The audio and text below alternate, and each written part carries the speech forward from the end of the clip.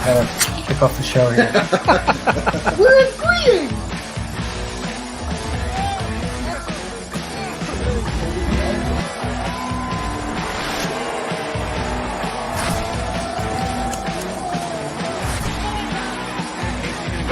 So cleaned up.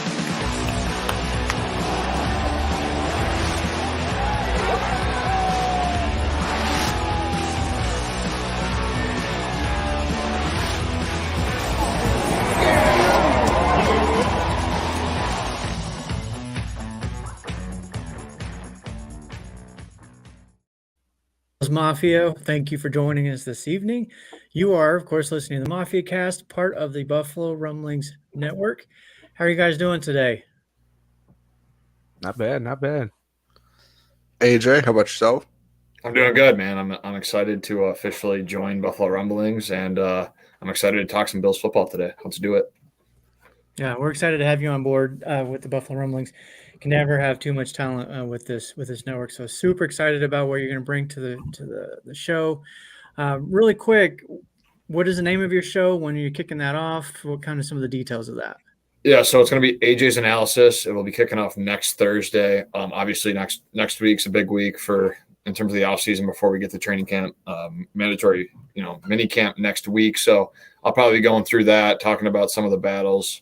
Hopefully, I can get a guy on that was actually present. I'll probably have a guest that was actually present at OTAs that can kind of discuss, how the position battles are looking, how Spencer Brown's looking, those kind of questions that middle linebacker, a lot of questions that still are kind of left unanswered.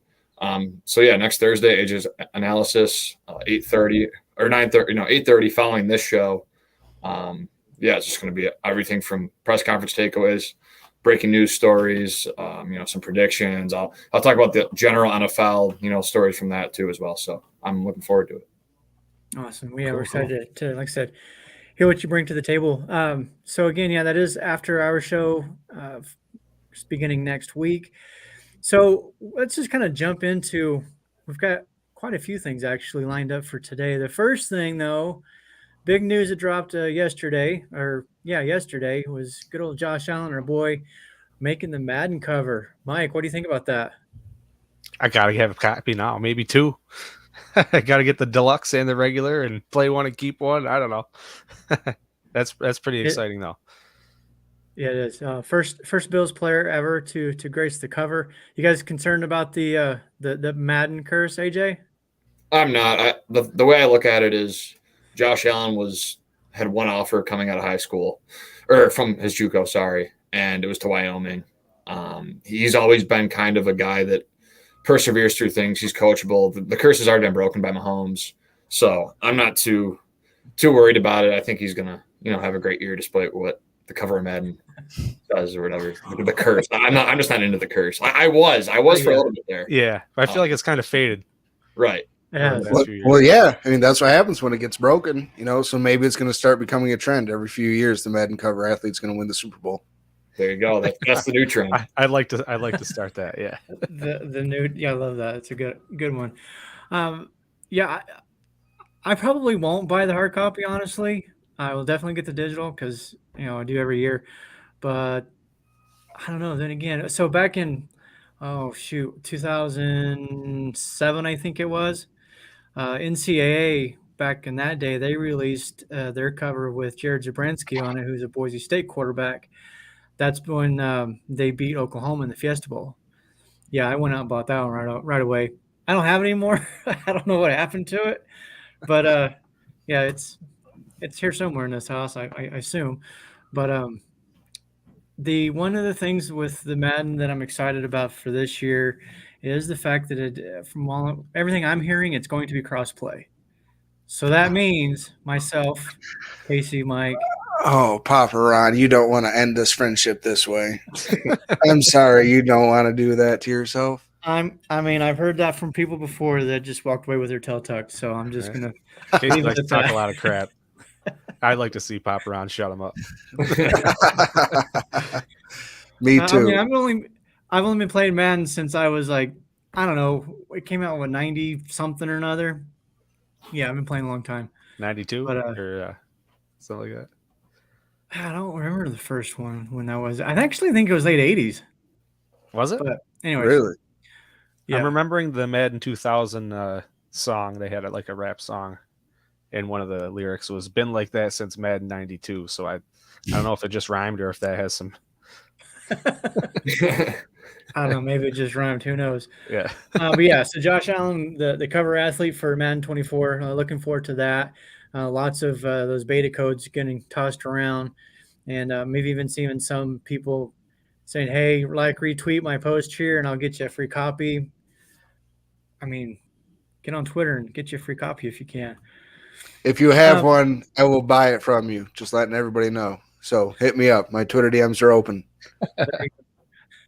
He will pay anywhere up to $1,000. I'm just kidding. I don't know what he would pay. No, not after my fence debacle. I can't pay $1,000 No. anymore.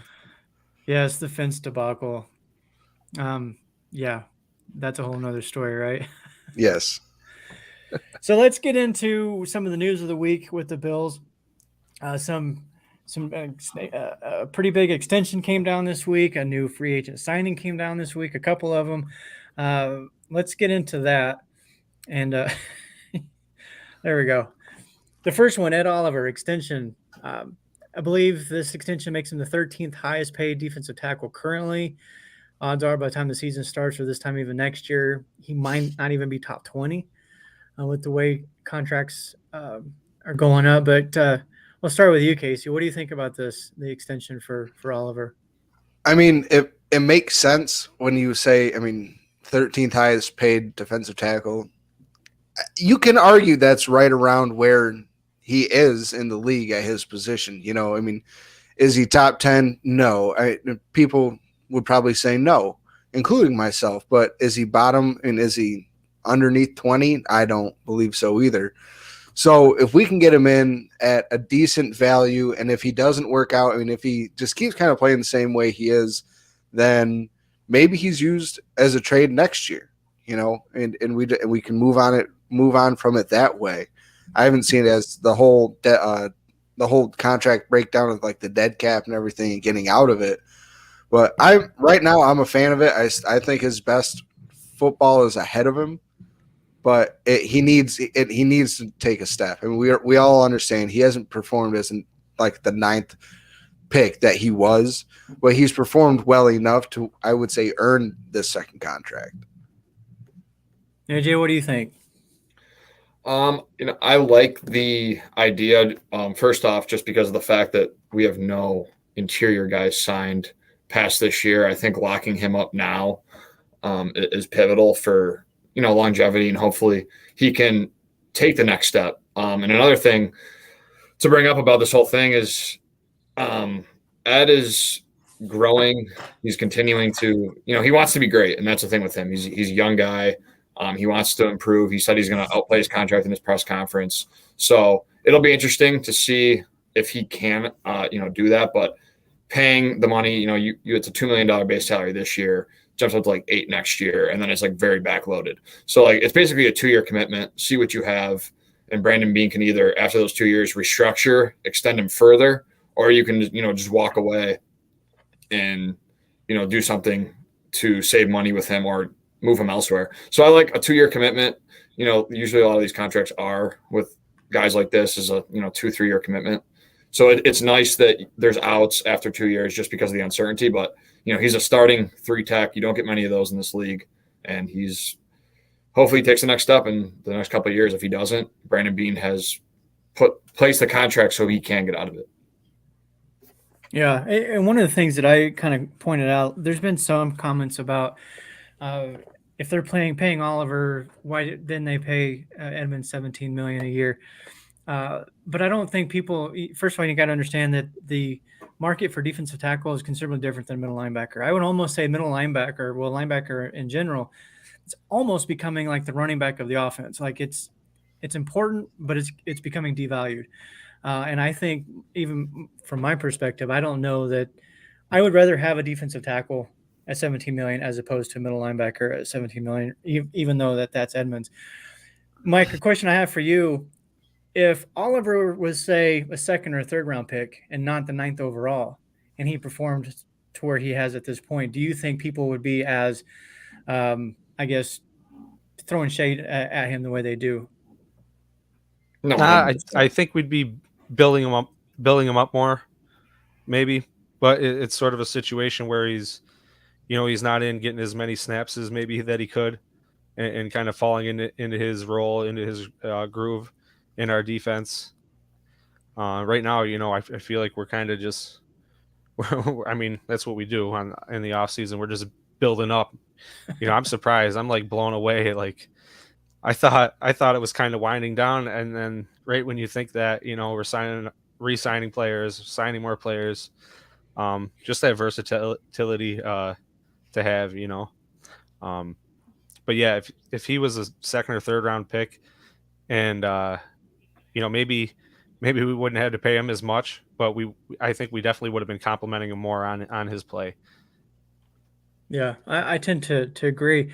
I wrote an article for Buffalo Lowdown this week about his signing. To me, kind of signifies even that much further that this is not going to be the same defense that we've seen with Leslie Frazier, the bend but don't break. I really do think that, and then another signing here, Leonard Floyd, that we'll talk about here in a second, that one too.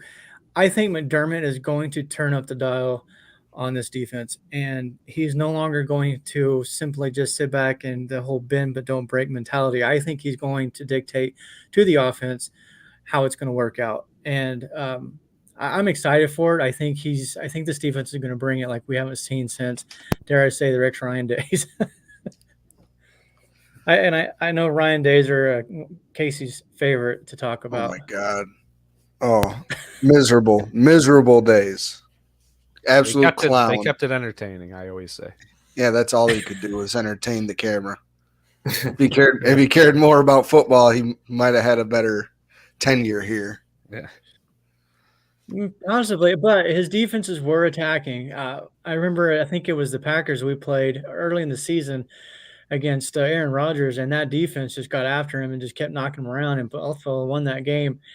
And I was amazed at how much pressure that they were bringing, and I'm hoping that that's what we see, because I think if they do that, the outlook for this season is going to be vastly different than what we've seen in the last few seasons with it ending in the playoffs the way it has. So, but that's just my opinion. I mean, the season could start and I could be completely off base, as most of us have been all off season with trying to guess what Brandon Beane's going to do here and do there.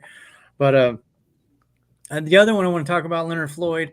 I'll start with you, AJ, on the Leonard Floyd deal. I believe it's a 1-year deal for him. What do you think he brings to this defense?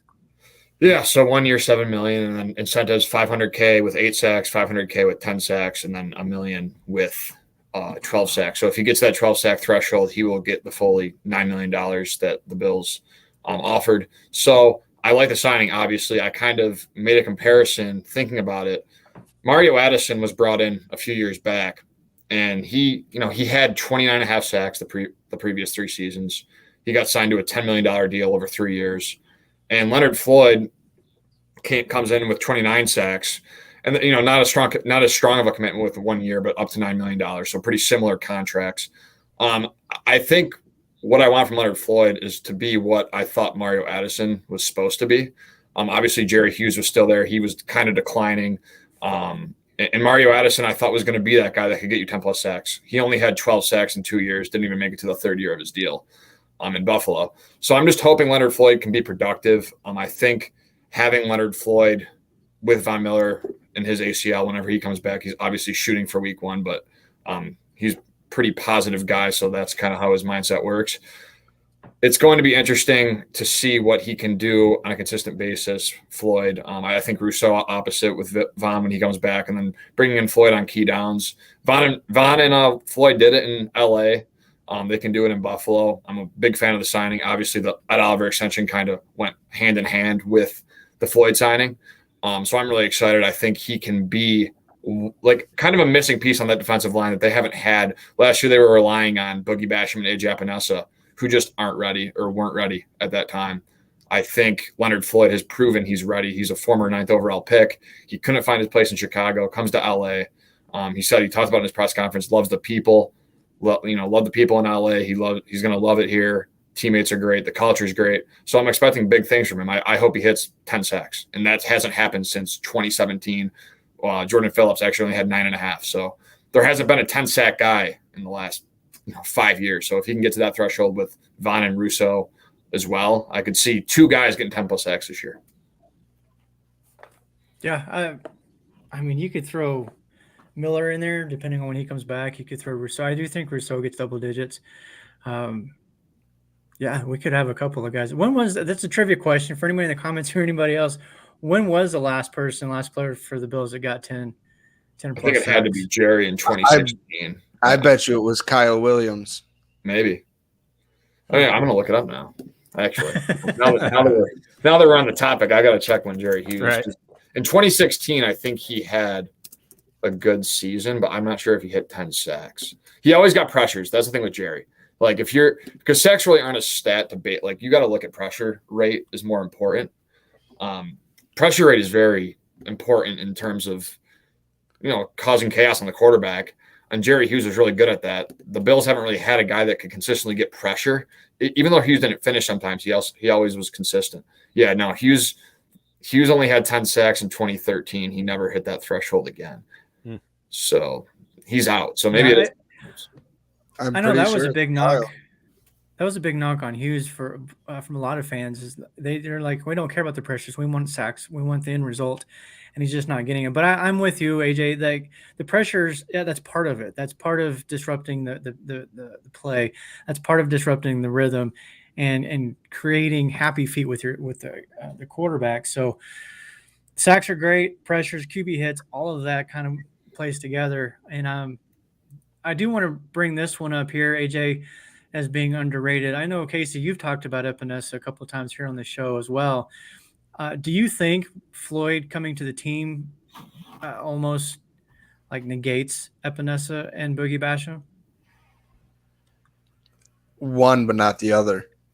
And I mean, just off last year's productivity, I mean, Boogie Basham made a couple plays. I mean, he had an interception, a fumble recovery, a forced fumble. Made a couple of sacks. He got some pressure on the quarterback towards the end of the season and in the playoffs. But I still think AJ's has been consistently getting better, and Boogie is more the highs and has a lot more peaks and valleys in his game. He disappears a lot more than AJ. AJ, I mean, I just feel like he's a little bit more consistent. So I think Boogie would be the one that would be pushed out, but overall, I think that it would be Shaq Lawson that would be the one pushed out. We now would have another one of those veteran defensive ends in the room, and who's more of a pass rusher, and that's what we're really looking for more so on the edge right now, and looking for Epinesa and Boogie to get better at that. So if we can bring in somebody that set the Bears' all-time sack record, won a Super Bowl with Von Miller, has had 10 plus sacks multiple times, I think Leonard Floyd would be a great person for those two to learn under. So if they got traded, I wouldn't be surprised. And I would completely understand. But at the same time, I'd understand keeping them around, this whole season for them to learn under, but 2 great pass rushers now, not just Von Miller. Miller and Floyd. And I've always been a big proponent of keeping your defensive lineman around for at least 3 years, because it seems like most of the time it's that third season is when defensive linemen it clicks almost. And that's when you see them take that next step a lot of times. And this will be Basham's third season, as well as Rousseau. Rousseau has obviously shown a little bit more leading up to this third year. He's got, I believe 14.5 sacks on his career so far. 8.5 last year. 14 flat, 5.5 and 8.5. Yeah. So I think he continues that climb. I'm with you. I think Lawson might be the odd man out on this, but he's also, I think, more of a run defender than he is a pass rusher anyways, so there might still be a role for him there. We did get an answer here. I'm gonna count on Spin here that he's correct. 2016, Lorenzo Alexander had 12.5 sacks. I just saw that, yeah. And that's not good. That's for a team that's going to go up consistently against Joe Burrow and Patrick Mahomes, and now even 2 on Aaron Rodgers all the time. Like, you need a guy that can get pressure, and the defensive line room is packed now. So I think Boogie Basham, back to that point, I think he could be one of the guys that doesn't make the roster or is expendable for like a 5th round pick or something. I think they like Shaq Lawson in terms of what he brings he's been around the guys. They re-signed him. Tim Settle's another guy that I could see them walking away from. I know they restructured him and saved about $600K on the cap, but it still would save a little bit over $3 million if you move on from him. So Settle and Boogie Basham are the two guys right now for me with this Leonard Floyd signing that are kind of – it's going to be hard for them for them to make the roster in my eyes. Here's one. Basham and Epinesa bound to get traded mid-season. I don't know that Epinesa would get traded. I think he's made enough strides that they see him as a quality depth piece. Basham, though, yeah, I don't know. He may not even make the team, but we'll see. And Floyd didn't break out until after his rookie deal with the Rams. Yep. I'll be honest, I haven't really followed Floyd that closely, other than being with the Rams. I knew he was teammates with Miller, and those two with Aaron Donald was pretty a cheat code. Yeah, cheat code for sure. That was playing some Madden right there. But and another one here from Spin. Yes, 100%. The next time was 2014 with Mario Williams and Darius both had 10 plus sacks. I think Hughes did too, and 14 had 10. That was a cold front. That was on Mario Williams. God, I thought we were gonna. I thought that year when we had Mario Williams and Marcel Darius, I thought that was going to be the year that everything just took off, because we finally had a good defensive line. I hadn't really seen a truly good defensive line in my lifetime. So I was like, all right. I was like, this is what it's like. And then next thing you know, we were like, no, back to the crapper. There you go, making more stabs at my age, right? I know. Yeah. I grew up with Bruce Smith, Phil Hansen, Jeff Wright, that bunch right there. So that defensive front was just ridiculous. Cornelius spinning off the edge, Daryl Talley, Shane Klein, and which is funny you bring it, because we'll get into the linebackers here a little bit later as far as our all-time team. But the defenses from those 90s was not overrated, isn't the word I'm looking, but overlooked because of the Bills offense and that no-huddle attack that they operated out of. But if we ever put together a defense like we had back then, which we could, I think they have all the pieces this year, and I feel comfortable that even if one or two go down, if they struggle with injuries like they did last year, I think they stocked the coverage so full that they could actually survive a couple of injuries this time, as opposed to last year when Miller went down, it was done. Like, we didn't have anybody that could pick up that slack. Rousseau tried, but he had the ankle injury that slowed him down. Daquan Jones with the injury, Jordan Phillips with the injury. We didn't have anything left. And I think this year they have added so many pieces to that line that there's going to be some really talented people, I think, that don't even make the team because they've stocked up so much this year. And on both sides of the ball, too. Like, I feel in the offensive line as well, besides the right tackle position, which is, they brought in Shell. They have Questenberry, who they re-signed. But besides the right tackle position, like that interior, you're probably going to, if Torrance wins the right guard battle, you're going to have Ryan Bates, that will be the most valued person on this roster, because he can play every position and he can fill in for the guys that are hurt. So that's just going to be pivotal. They added McGovern, they have a David Edwards. So they did really good with the interior. You have Morrison, you have Edwards and Bates, who can both play center. So because Morris is getting up there and he's a concussion away probably from, I don't know. It's a slippery slope in terms of him and his head injury. So I think they did, on both sides of the ball, did a good job of stacking up and adding depth across the board. Mm-hmm. And not just depth, but quality depth. Good players. They weren't completely scraping the bottom of the barrel. The Bills are finally good enough to where they're getting halfway decent players and that are taking less money to come play here. And it's been a while since us Bills fans have seen that. Can I just throw in, since you said take less money, the next free agent that says, I want to play for contender and money doesn't matter, I'm going to reach through the virtual world and slap him, because I don't buy it. This whole thing with DeAndre Hopkins, I'm sorry to bring it up again, but you brought up the money thing. He said weeks ago, I want to play for contender. The money's not a factor. And here he is visiting with the Texans and Titans. And I'm sorry, Texans and Titans fans, but they are not contenders. I'll just throw them under the bus right now and call it like I see it. But at this point, I don't think we get Hopkins. I don't care if we get him. I don't think personally we don't need him. Would it be nice? Sure, but yeah, okay, that's my rant on that whole piece. He'll take the JJ Watt path. He'll say, Yeah, JJ Watt was rumored to Buffalo. Not as long as this DeAndre Hopkins stuff, but it's the same thing. And then he ended up in Arizona, who was coming off an 8-8 season, and Kyler Murray had a good year, but he wasn't a proven quarterback. So he's gonna take the JJ Watt route and probably sign with some like mediocre team that may be ascending, but isn't quite there yet. That's kind of where I'm at with that. Which is good. Part of the country. Just keep him out of the East. If he doesn't come here, keep him out of the East. Right. 100% agree. Yeah. Before we get let's talk about really quick the next signing this week, Cam Dantzler. I don't think there's really a whole lot to cover here, but he signed, I believe, also a 1-year deal. Personally, I don't even think he makes a team.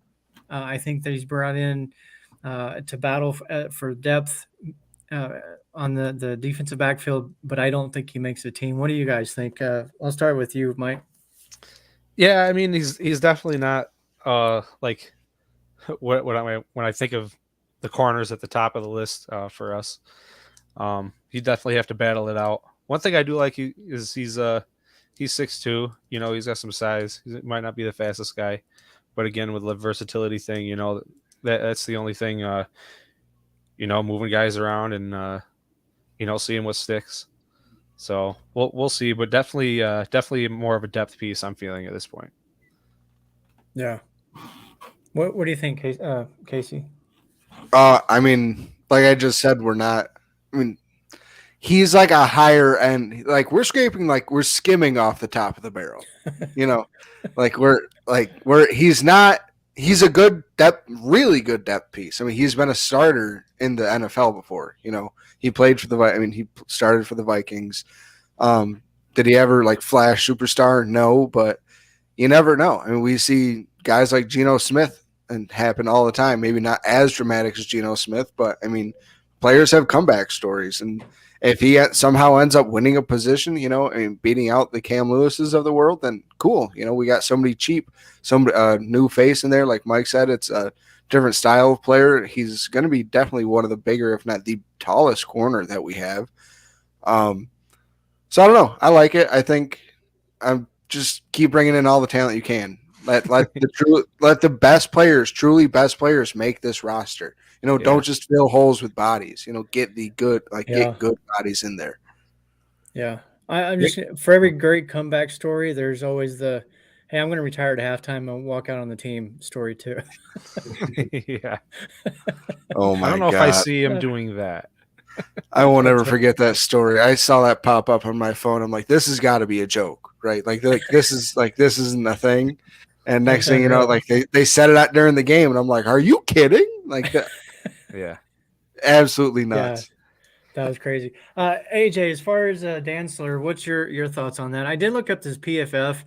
It was 63 and some change, so nothing special there. But what do you think his potential is with the Bills?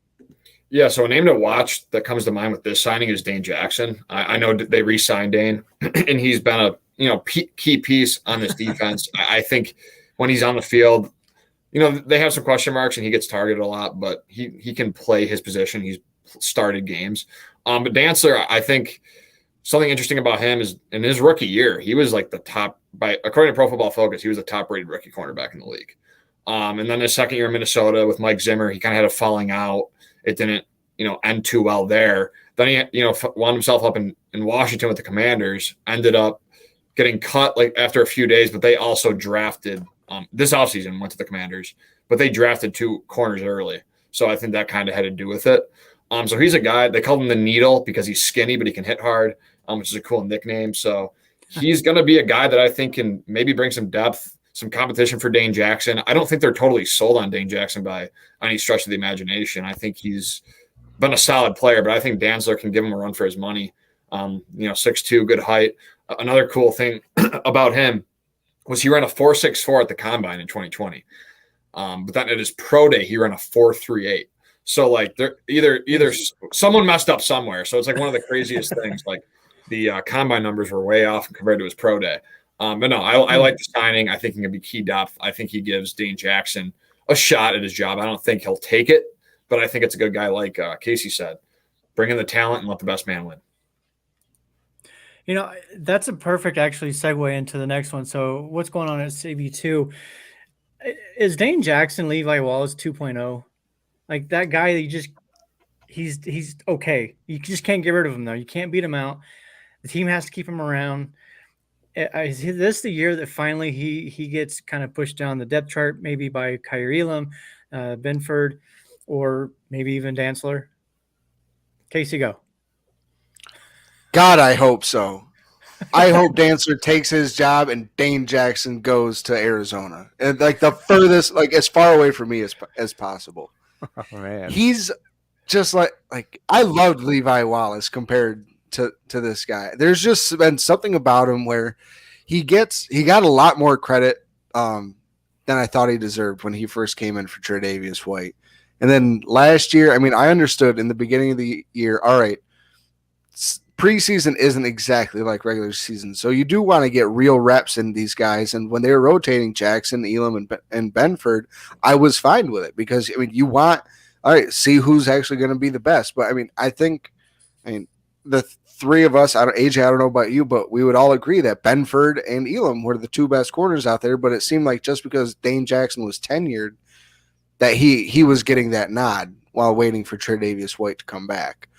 But it, like you said, they just won't get rid of the guy. So are they keeping him? Like, is CB2 still wide open? Because a lot of people have been saying, "Oh, hey, this is now White and Elam. Like, it's solid." And I don't think so. Elam didn't start last year. Benford got the original start, and even when Tre'Davious White came back, they rotated all three of them when they were all healthy.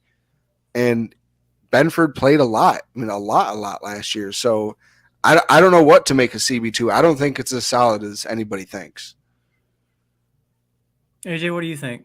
I'm right on with you. I'm actually like the Kyrie Elam, like everyone's just saying like he's the first round pick last year, so he has to start. And that for me is just, wrong because last year he was a first round pick and it's whatever. Benford's 6th or 7th round guy started over him.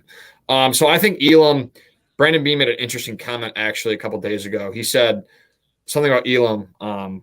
He needs to be more consistent in practice. He needs to see it in practice. So like one thing that we can't see is what the players are like in practice. Maybe Dane Jackson has he's very good in practice, very consistent player. And they care about that stuff. So I don't think Dane Jackson gets a job, but I'll guarantee you right now, Kyrie Elam's not starting 100% of the time opposite Trey White. I think they have a lot of depth there. I think they like to rotate. Sean McDermott loves to do it. He does it with his D-line. They're probably going to do it with linebacker this year, bringing in Taylor Rapp, getting him on the field, a guy that started on a Super Bowl roster. So they can do a lot of things. I think Kyrie Elam will win the job, but Christian Benford has, just as good of a chance to win it. They like Benford. He can tackle. The reason I think Elam will start is because of the fact that McDermott is a more aggressive defensive coordinator, Kyrie Elam is a press man guy out of college or, in Florida. And that's what he did best, on the line, pressing guys. Yeah. So that will benefit him if the Bills decide to send 7 and, mix up the look and you put Elam on an island. He has speed. He's more athletic. So I like him there. But there's no way he's starting. One healthy every snap across Trey White. There's going to be a rotation going at some point, 70-30, whatever it is, that it's going to be a rotation. Now, do you think do you think that's the way it should be? Like, what do you think should happen? I think I like the thing with people get so upset with like rotating guys on the D line and doing this stuff. But like the thing is, if you have like Vernon Butler and Quentin Jefferson were brought in a couple of years back, and they would rotate. And some people say, well, they can't get their feet. They can't get going in a game. They can't get the reps they want. But the thing about rotating is you keep everyone fresh. If you're bringing in Leonard Floyd on a 3rd down after Russo and Vaughn, and then are on the first 2 plays, and then you replace whomever with Floyd, a fresh Floyd on 3rd down. That's pretty darn good than playing him the first 2 snaps and then bringing him on the 3rd snap. So I like rotation. I think sending out Kyrie Elam based off last year, you can't do it. You have to you have to see what you still have with Benford. You started in week 1 last year. You have to get him on the field. Now, I don't think it's going to be a lot, but you have to see what you get. If he takes his opportunity and runs with it, then sorry, but the conversation is Kyrie Elam, first-round pick, another guy that maybe didn't meet expectations, and some people have problems with how Brandon Beane's drafted. So that would be another guy kind of to add to that argument. But no, I think a rotation is good. But if Elam takes the job and run with it, then and gets all the snaps, then by no means good for him. It's funny that you brought up the draft history, and if it doesn't work out for Elam, how he is a kind of a bullet for that that ammo for people who are on the negative side of that. But on the flip side of it, you look at Benford, that's the opposite of that. Look at how well Bean has done drafting players, especially late. I mean, we all know that draft is a crapshoot. Sometimes you get lucky, sometimes you don't. But Jamarcus Russells are everywhere. My thing with the rotation, like the defensive line, if you have quality depth, cool, rotate. But I feel like in the past years, I think last year was an exception. I think the depth was there, except the injuries killed that. Previous years to that, I just don't feel like the talent and the depth was there to do that much rotation. With the corners, I don't like it. Like, pick your guy, that's your guy. Which one is the best one? And Spin here brings it up, and it's buried somewhere in the comments now, but he said something to the effect of, yeah, here it is. So CB2 will be committee, as you guys are saying. Benford plays when there's zone, and Elam comes in on man. My problem with that, though, is your offense is going to know that. If you're doing that type of a rotation, Right. Your offense is going to be like, oh, Benford's on the field. We know we got zone D or zone come up with a zone play or whatever. Right. So I don't think you can really operate that way. I think there has to be a mix of zone versus man with both of those guys if they do, in fact, rotate. And then I go back to the Cody Ford situation. They rotated him constantly, and I do feel like that affected his development and prevented him from ever reaching his full potential with the Bills. Will he do that going forward? I don't know. But I think almost to a fault, there's too much rotating going on. These guys, you got to find your best guy. I mean, we've had seasons with the offensive line where they're rotating all 5 spots month into the start of the season. Like, find your best guys, and if you can't do that through OTAs, mini camp, training camp, preseason, then I have to question your ability to evaluate the players. And the thing the Bills do that isn't really talked about much that other teams don't is when the Chiefs and Bengals go into games, they're vanilla. Like, they're going to stick to what they do, right? Sean McDermott has had trouble the last couple of years game planning prior to games along with Dorsey. I feel like they're, overcomplicating things. Like, for example, I heard from one person that has talked to players and before the Cincy game, all season they would have 6 checks before the snap. Jordan Poyer was going through like 18 checks like before the snap because they were trying to overcomplicate things and they're trying to be perfect. Sometimes like McDermott, I think they're overcomplicating things. And I see your point about rotating players and I totally get it. But I think when it works, and you brought in Poona Ford this year, you have Daquan Jones, you have Jordan Phillips, Vernon Butler, and Quentin Jefferson when they were signed. Fans were excited. I'm not like I was excited about that. Like, it's key depth. But when they got their opportunity, they just didn't really do much with it. So you just have to hope because they're going to do it. That's what they do. They rotate, and it's not going to change. So like you're going to have to hope that Poona Ford, Jordan Phillips can play good snaps behind Ed Oliver and Daquan Jones and give them, some rest because Ed Oliver fresh and Daquan Jones fresh is a good combination. So I see your point though about the rotating. Mike, I'm going to throw this one at you here. At the moment, you have to back Elam. He has the physical tools and talent. Just make it work with his skill set. Do you think that just because he's a first-round pick that he should get the nod over anybody that may or – I mean, if Benford comes in and he outplays him in preseason training camp and all of that, should the Bills like, well, Elam was our number 1 pick a couple years ago, so we're going to give him the first shot. Go for it. What do you think? I mean, yeah, I'd like to say I'm one of those guys. I like the first rounder in him, that he's the first round pick. I love watching him play last season. He made some pretty good plays. So I'm definitely on that side. But what I'd like to see as far as like the rotational thing is like for scheme fits, like you're putting in someone else for him based on, you know, what receiver he's guarding, you know, more of that type of thing. But, you know, I think Elam's got this locked up pretty much. I mean, It's a good problem to He have. came on strong Yeah. down late in the season. Right. It is. It is a great problem to have. I mean, when was the last time Bills fans were able to be like, "Oh, who should get on the field? They're all so Yeah. good." and now So it's it's talking like, about a quarterback. We're arguing about the cornerback. Yeah. You know what I mean? Yeah. Things are different now. Yeah. You sit here and when I'm talking about stuff with people, like sometimes I'll catch myself and I'm like, we're really talking about like the, you know, the backup, like what Terrell Bernard was doing last year behind Matt Milano. Like Yeah, we never talked about that stuff. Like that wasn't the discussions we were having. So it's just crazy how much it's changed. No, the discussions were, God, we suck. End of discussion. Can we just get a quarterback? what's weird now is that, like, you know, the questions get harder too with all the more talent. You know, when you're talking about who you letting go, you know, Like who's wide receiver 3? Like yeah, it hurts more. Who's gonna be that guy? Like Shakir, Hardy, Sheriff. Like there's All right, quick answer. Who is it? The wide receiver Kincaid. 3. Yep. Kincaid. What a cop out. What a cop out. Hey, I think All he's right, getting Casey, receptions on this team. I mean, they're talking it down and they're saying that, you know, Dorsey's like, I have no clue what we're doing with him yet and stuff like that. But I really think his skill set is perfect for Josh Allen.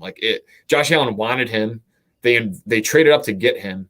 They invested in him. And Knox is going to take a step back this year, in my opinion. I think he's still going to be a good red zone target. He's still going to make some wild plays and, you know, stiff arm some guys and get those yards after the catch that he's good at. But Dalton Kincaid is just a better prospect. He was supposed to be a top 15 pick at one point during the draft process. So I think Dalton Kincaid, it might be a reach, but I could totally see him being lead the team or third in receptions on this team at the end of the year. Do you think with Kincaid coming in, it's turned Knox and Kincaid into Ertz and Goddard 2.0 to where next year Knox turns into Ertz and becomes expendable because of the contract? Mainly because of the contract? I think what they do, I mean, they want to use 12 personnel more. So they're both going to be on the field. And that's the beautiful part about it is Ken Dorsey's never, and going back to Dable as well, I mean, it's been Quentin Morris. It's been Tommy Sweeney. It's been Tyler Croft. It's been guys that Dawson Knox never really had a guy behind him that was proven. I mean, or like highly rated. Touted. Yes, behind him. So that's kind of where I'm at with it is I think you can get both on the field. I want Knox to play out. It's just more weapons. I don't really want to – you committed to Knox. I just don't see them getting away from him, especially what, you know, he's been through. I think he means a lot to the community, the people on the locker room. So I think – gelling that relationship and saying, when you guys are both in the field for the next, 3 years, you guys can be unstoppable instead of saying, well, Kincaid's kind of taking your some of your snap share now. Let's get rid of you. I think both of them on the field is a great, you know, thing to have for this team and Josh Allen. Yeah. I mean, like I said, I thought the same thing when the Eagles took Goddard. And then I was like, oh, look at that. He got basically, it seemed to me from the outside, he got too good in order to keep Ertz. And then it's all down to the money for me. Like, are they going to be able to eventually be able to pay both of these guys? You know, because you're going to end up eventually you're going to be paying both those guys wide receiver 3 money, basically, you know. So it's just going to be interesting for all of us to watch Brandon Beane try to work this cap in the next couple of years with these guys. Because I don't know how he's going to do it. 1 year deals coming on or something. Oh, yeah. Yep. Yeah, if you want to come cheap, come over. That's all he said. That's his go-to, the last 3 press conferences, and then he's keeps that's the thing too, is he says it and then he keeps doing all this stuff. So he'll figure it out. Well, yeah, Brandon Beane's the biggest freaking liar on the planet. I don't know why anybody believes a word this guy says. Right. His wife must hate him. You don't want to give it away. Yeah, I know his wife OTAs. probably has all the ends.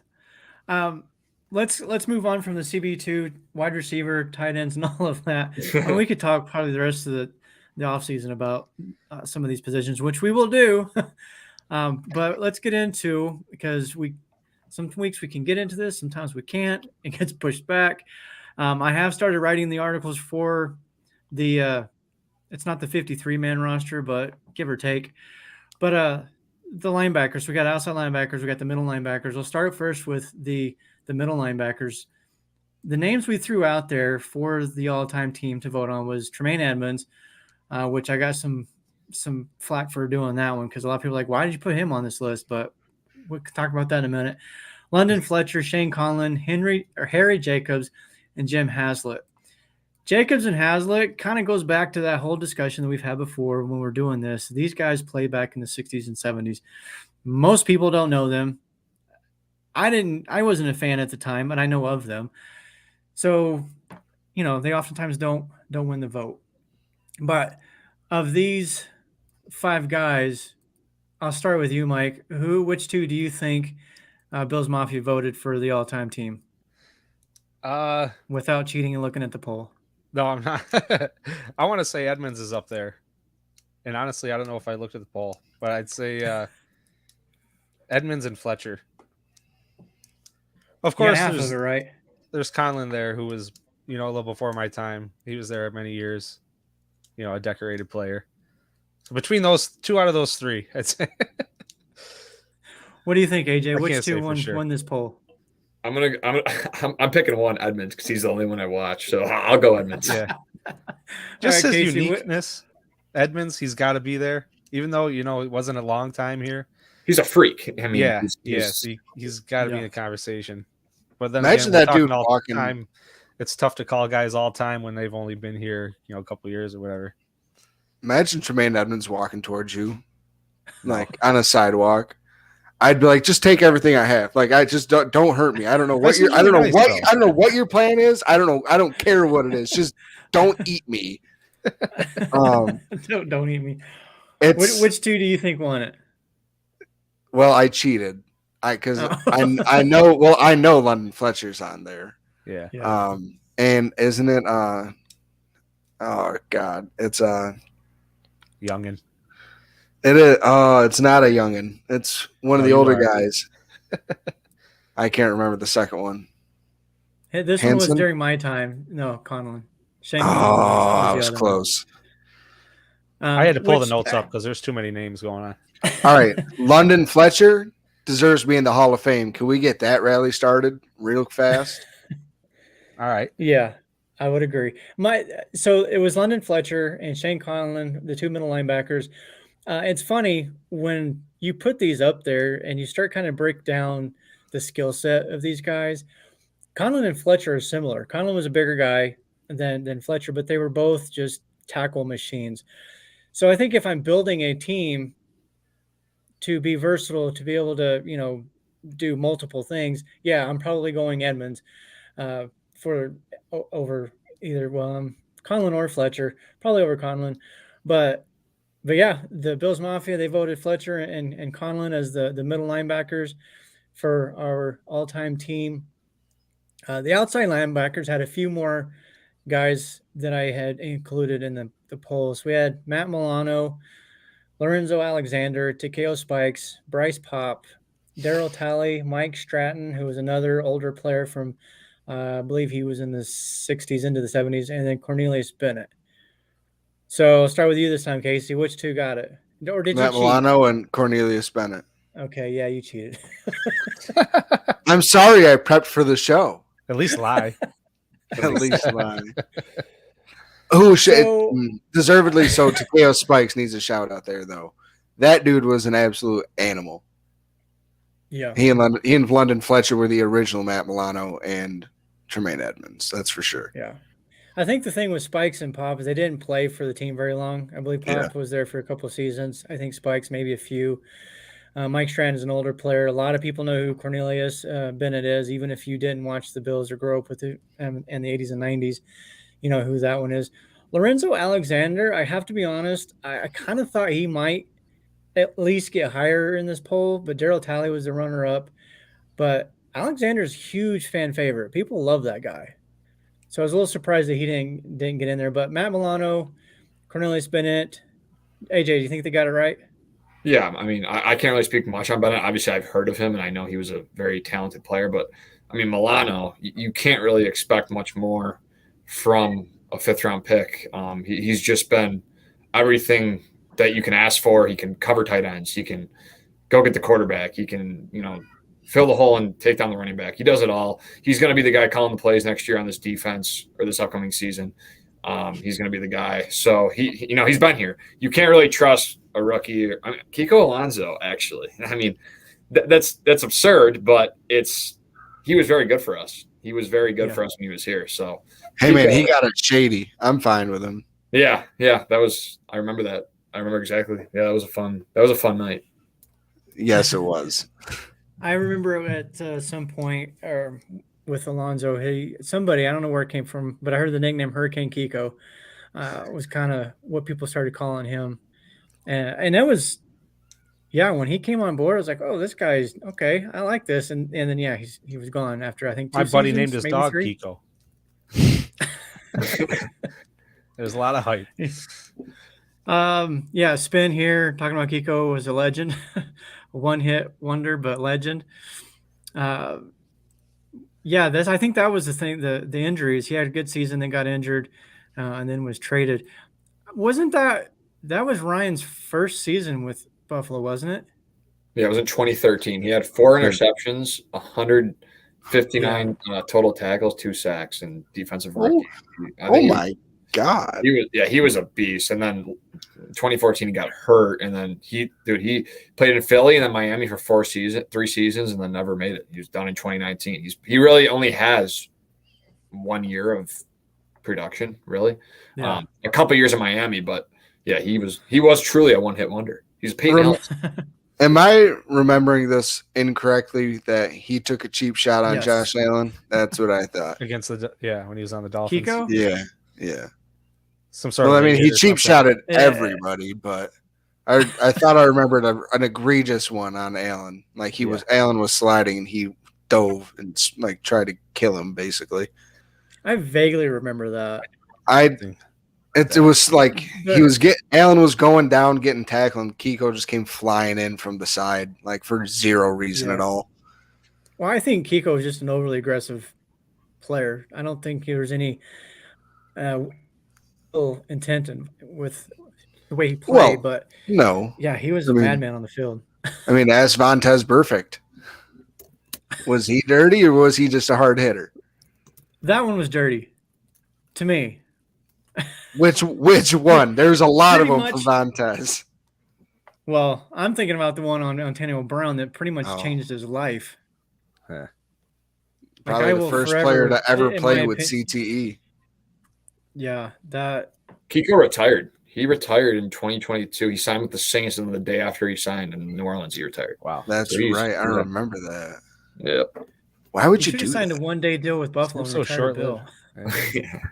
He probably tried, and they were like, "No, we're good. Go to Philly." I mean, to make it to the there's- NFL and play outstanding for 1 year is very accomplished. Yeah, I'd they say. do. I mean, it's more than any of us did. Right. So That's I guess if I made it that sure. far, I'd be happy and call it a day, maybe. Go enjoy life. Hey man, even Not if you're a have to diet, journeyman, just eat what I want. even if you're a journeyman in the NFL for those 10 years, you set your family up for life. Yeah. You're good. I mean, no matter if you're getting that vet minimum or not, you had that rookie deal. If they were smart with it, they were set up automatically off that, and then just continuing to rake in those checks every year in and out. Yeah. Here's another name. Good old Paul Plazlosny, and there's no K in there. But what do you guys remember him? Yes, I don't know. There's a Z in I there. do. He was fun. He was He was He an old reminded- school linebacker. He reminded me of a lot more mellow Kiko Alonso. with long hair. He had the long hair. Yeah. Yeah. I thought I think he was with the team for 4 seasons. Couple, yeah. And then he went to the Jags. Yep. Yeah, he was solid, but Early 2000s, mid 2000s, right? yeah. Another one, Bryce Pop, was league defensive MVP. The 2 seasons he played here, one of those 2 seasons, he had ridiculous number of sacks, 15, 16, somewhere upwards. I think he led the league that season. He was crazy good when he signed. I think they brought him over from, I want to say, the Packers as a free agent, and he was just phenomenal pass rusher. But we're down to about 5 minutes or so. I mean, we can go a little bit over if we want to, because it's our show. We do what we want, right, Casey? Not starting next week when AJ's on at 8:30 following us. Yeah, you guys can go a little longer if you want. I might have to hit the horn on you. Yeah.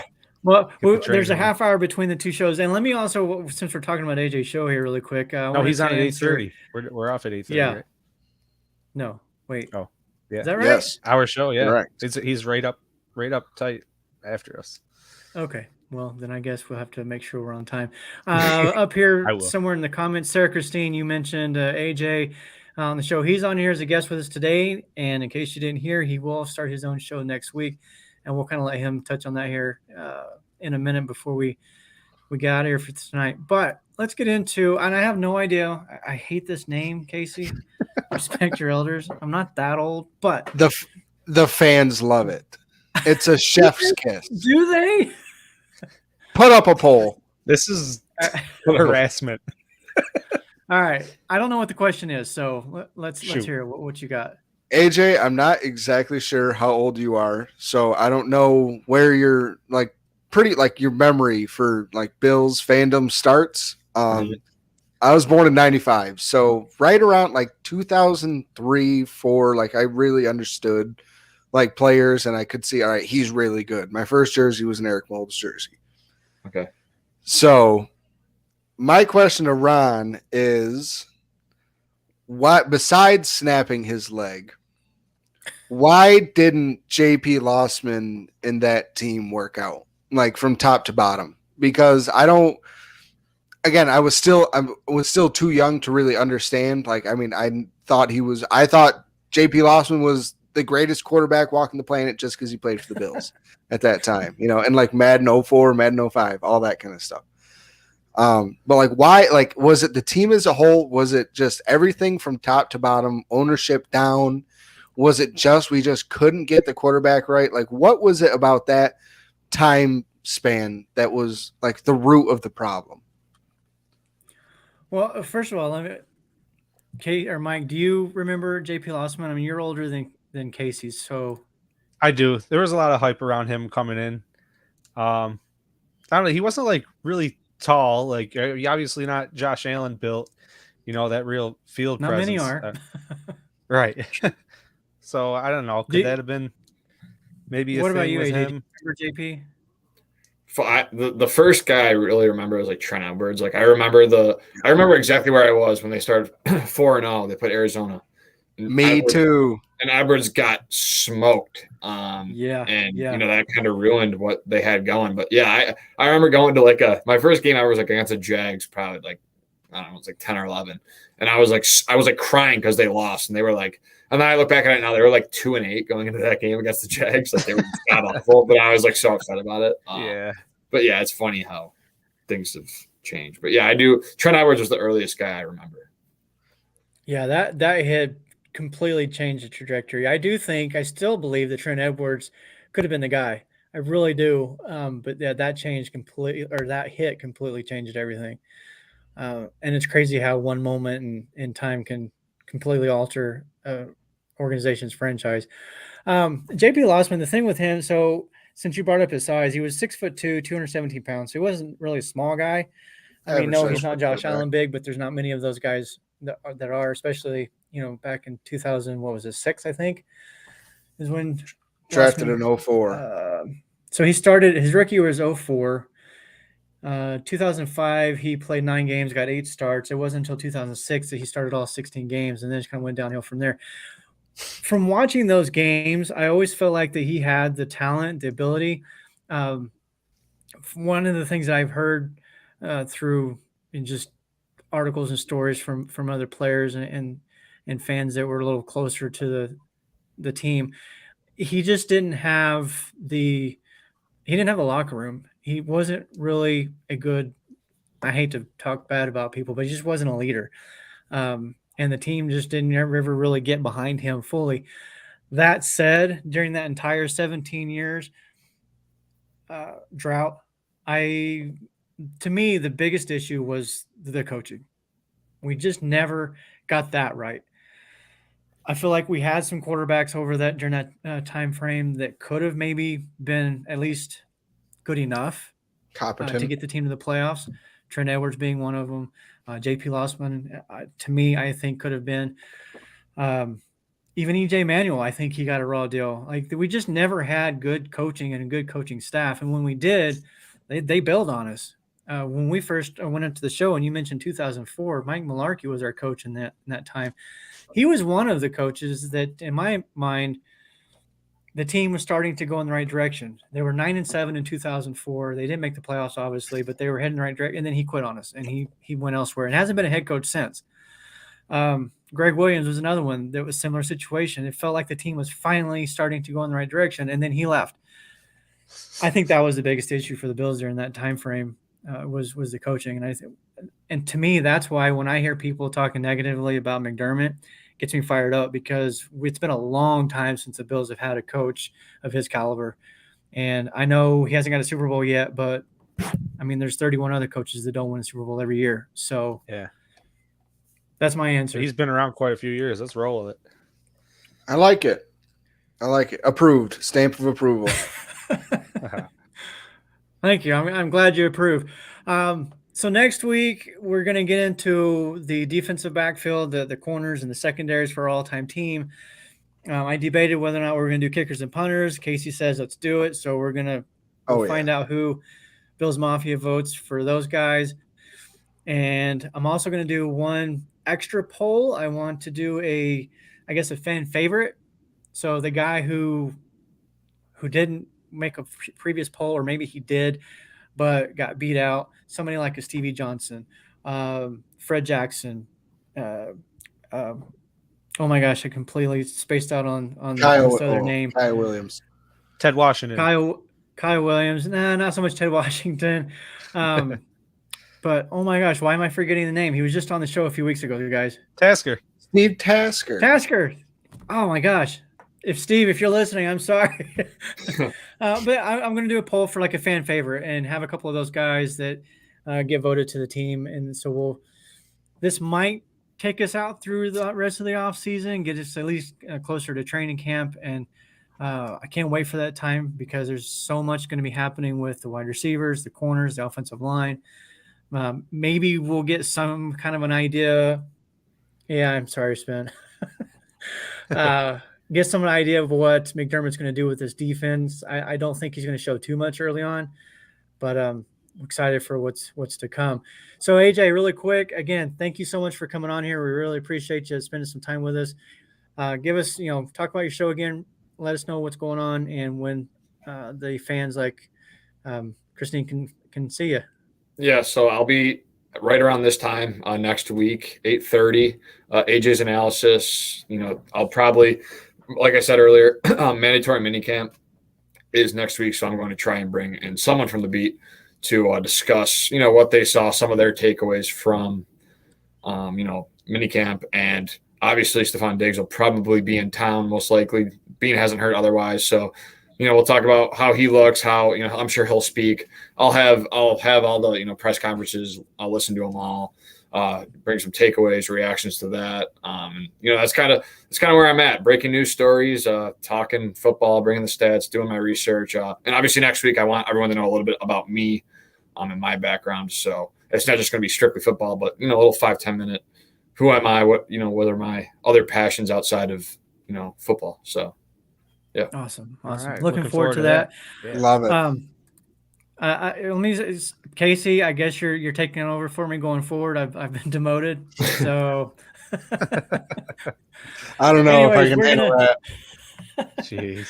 Anyways, we're gonna get out of here. We'll get ready for next week. We'll talk more Bills football, of course. Like I said, we'll dive into the all-time team and whatever news comes up. Maybe there will be a Dalvin Cook signing. Maybe there'll be a Hopkins signing. Who knows? Yeah. But until next week, Mafia Cast, thank you, everybody, for joining us, and we are out of here. Go Bills. Go Bills. Go Bills.